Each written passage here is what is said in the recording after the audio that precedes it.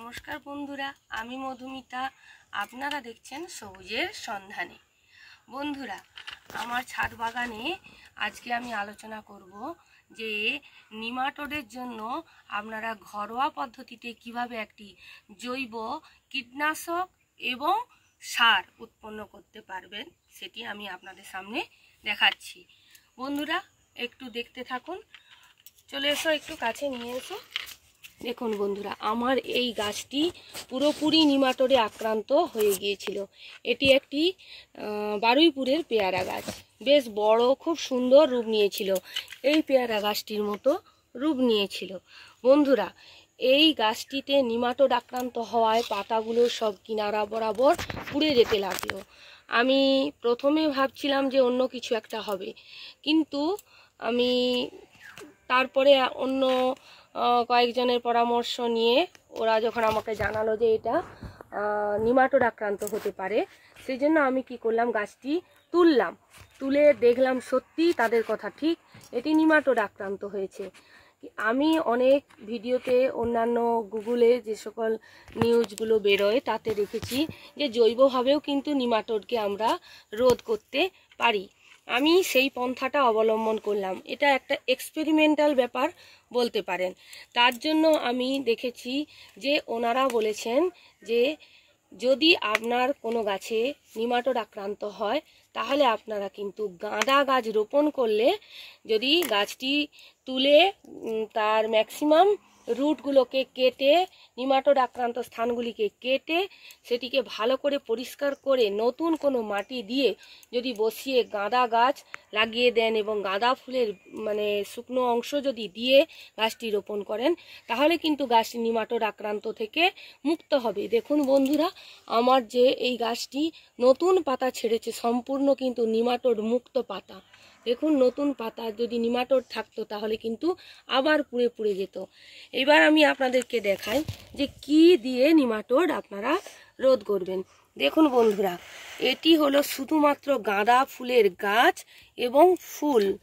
দেখুন, আমি এটাকে আমার বাগানে যে সকল গাঁদা গাছ, দেখুন এই যে ডান্টালগুলো দেখা যাচ্ছে, এই দেখুন বন্ধুরা, ফুলগুলোর রং এখনো কিন্তু যায়নি। এই গাঁদা ফুলের রসের মধ্যে এমন এক প্রকারের রাসায়নিক তৈরি হয় যা নিমাটোড সহ্য করতে পারে না। সেই জন্য আমি এই গাঁদা ফুলের গাছগুলিকে এই বালতির মধ্যে জল দিয়ে এবং ওয়েস্ট ডিকম্পোজার অল্প করে দিয়ে আমি এইখানে এই বালতির মধ্যে রেখেছি। যতবার আমার বাড়িতে পুজো হয়, যতবার আমার বাড়িতে ফুল আসে, পুজোর ফুল আসে, আমি কি করি না, এই গাঁদা ফুলগুলিকে এই বালতির মধ্যে পচাতে থাকি। এবং মাঝে মাঝে এটি একটি তরল জৈব সারও, কিন্তু এটি একটি কীটনাশক, আবার এটি একটি জৈব সার, ফুলের পচা যে সার।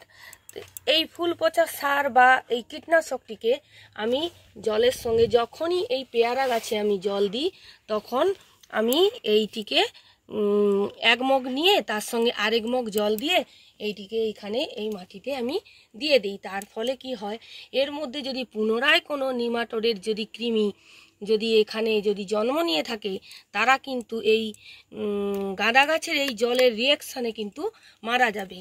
আপনারাও এইভাবে কিন্তু এই গাঁদা গাছের ফুল পচা এবং গাছ পচিয়ে আপনারা নিমাটোডের জন্য একটি জৈব ঔষধ কিন্তু তৈরি করে নিতে পারেন। এতে কিন্তু আপনার গাছ নিমাটোড মুক্ত থাকবে। আপনারা হয়তো বলবেন যে এতে কি নিমাটোড রোধ হয়, কিন্তু বন্ধুরা, আমি পরীক্ষা করে দেখলাম। এই তো আমার জলজ্যান্ত উদাহরণ হিসাবে দেখুন আমার এই গাছটি যথেষ্টভাবে কিন্তু এর ডালপালায় যে দেখুন, এই বড় ডাল এইখানে ছিল, এইখানে ছিল, এইখানে ছিল, আমি সব প্রুনিং করে, শেকড় প্রুনিং করে গাছটিকে মৃত অবস্থায়, বলতে গেলে প্রায় মৃত এরকম অবস্থায় আমি এটিকে রিপোর্ট করেছিলাম। দেখুন, আমি রিপোর্ট করে আমি এটিকে ছায়া জায়গায় রেখেছিলাম। যখন এখান থেকে নতুন শ্যুট বের হলো, দেখুন নতুন যখন পাতা বের হলো আমি একে রোদে নিয়ে এলাম। আমি কিন্তু এর মাটিতে কোনো খোঁড়াখুড়ি কিছুই করিনি, এ এখন নর্মালি থাকে এবং এটাতে আমি জল খুব কমই দিই, যেহেতু আমি গতকাল জল দিয়েছি তাই ভেজা, আর আমি এতে জল দেব না। দেখুন বন্ধুরা, আমার কিন্তু শুকনো গাঁদা ফুল কিন্তু এর মধ্যে দেওয়া রয়েছে।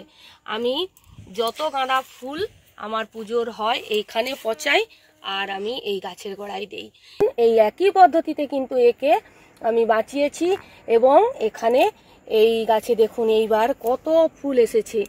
আমার এইটি একটি মানে জাতটার আমি নাম ঠিক বলতে পারছি না, এর ভেতরে কিন্তু মানে যখন পাকার সময় আসে ভেতরটা লাল হয়। দেখুন কত ফুল এসেছে দেখুন বন্ধুরা, এটি একটি নিমাটোড আক্রান্ত গাছ কিন্তু কত ফুল এসেছে।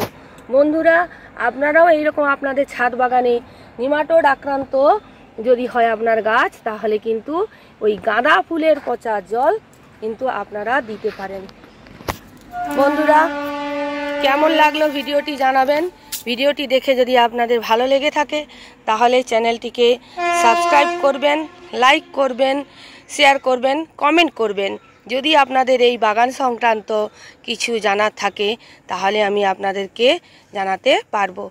ভালো থাকবেন সবাই বন্ধুরা, নমস্কার।